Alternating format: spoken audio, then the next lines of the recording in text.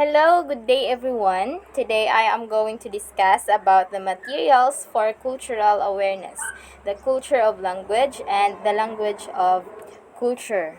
So what is cultural awareness? Cultural awareness is about recognizing and understanding that we all have different values shaped by our diverse cultural backgrounds. So, cultural awareness is about being aware of culture differences as we are different individuals with diverse culture. So, there's a possibility that we are of different values because, as we can see or as we can observe, our values mostly is influenced by the culture in our community. So, introduction. The consequence of the communicative turn to English language teaching is the marginalization or the complete exclusion of the culturally specific content in published teaching materials. It happens because of the aim of the development of growing awareness of English language as an international language. It tends to focus on the international language rather than the cultural language. So, Cunningsworth, 1984, stated the case against the culture-specific course book. So, according to Cunningsworth, culture-specific course book will only be beneficial or it will only be of relevance to the learners who understand already the cultural background in which it is set. And also, he added that the learner should spend his time learning the language rather than the structuring of the social world in which the learners is never likely to find himself. Okay, so to develop cultural awareness alongside or together with language awareness, materials need to provide more than a token acknowledgement of cultural identity and address more thoroughly the kind of cultural adjustment that underlies the experience of learning a foreign language. One powerful means of raising this kind of awareness is in learners is through literary text which mimic or more directly represent experiences of cultural estrangement. So the fifth skill.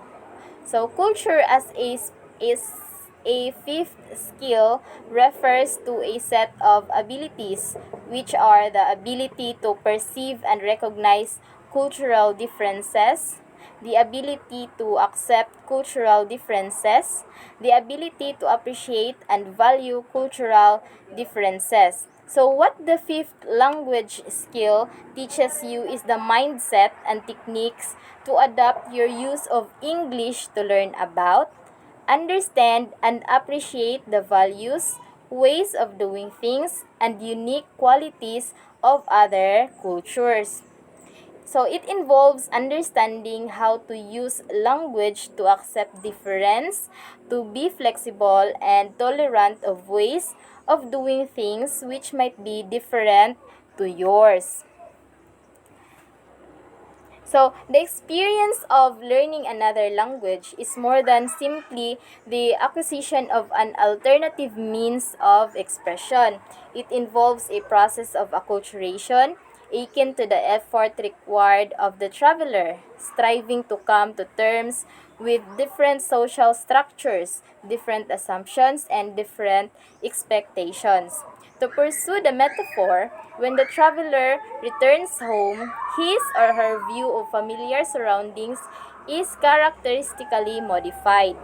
The language learner is similarly displaced and returns with a modified sense of what had previously been taken for granted, the language and how it makes meaning.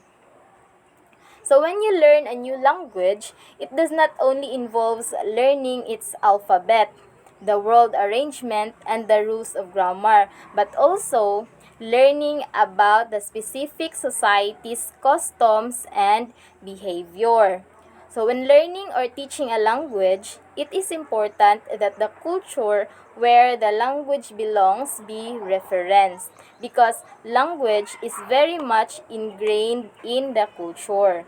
So in another country, they do things differently there.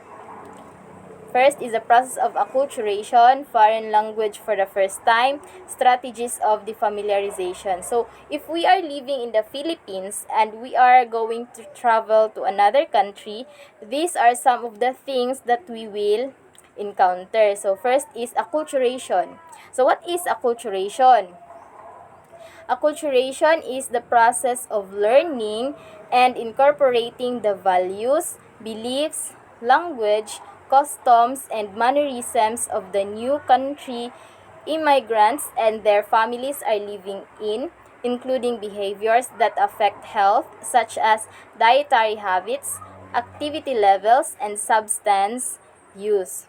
So, for the majority of learners encountering a foreign language for the first time, their own culture is so familiar, so much given that they do not see it.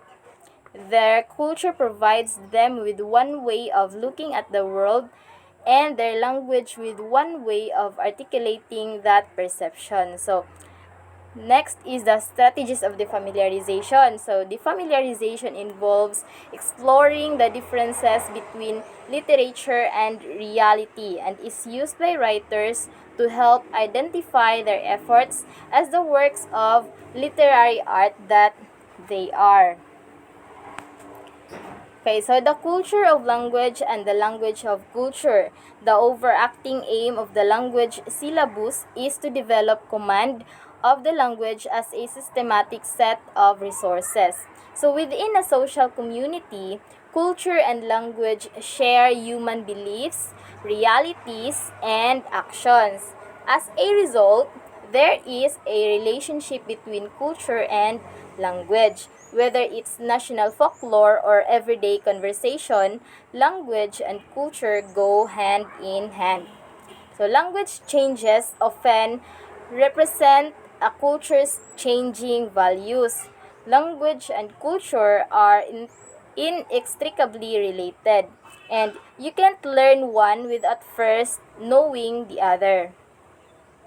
Language promotes social connections. At the same time, culture aids our learning of how to connect with others.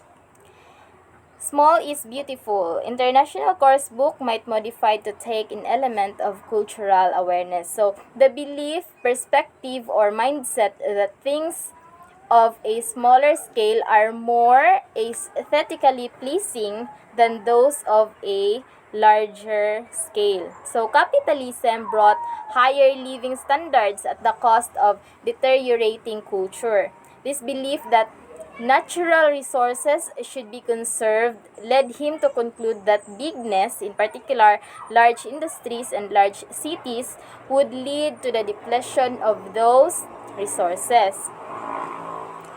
So, there is a crucial distinction between classes that are driven by a language training agenda and those that are informed by cultural learning objectives. So, in conclusion, some of the text used by the teacher only focus on content of language points. So, some of the teachers took topics from course book units as springboards for lessons which focused on content rather than concentrating exclusively on language points. So this is not to say that language learning was absent or even incidental, but the primary objectives were clearly to develop critical thinking about cultural issues, resisting the tendency of the materials to use content only to contextualize the presentation and practice of language items. So, for example, one lesson sprang from a course book unit where the topic was homelessness, but the unit was about expressions of quantity. The lesson, however, was about homelessness, with practice of expressions of quantity arising meaningfully through the use of material. So next is crucial distinction between classes. So there is still a need, of course, for classes where the primary focus is language learning. But here, it is important that cultural learning is seen as an integral part of language education and not restricted to the cultural studies lesson. So one lesson on writing was an excellent example of this kind of integration. So the teacher's primary aim was to raise students' awareness of the conventions and structural norms of writing postcards and informal letters in English. So that's the end of my discussion. Thank you for watching.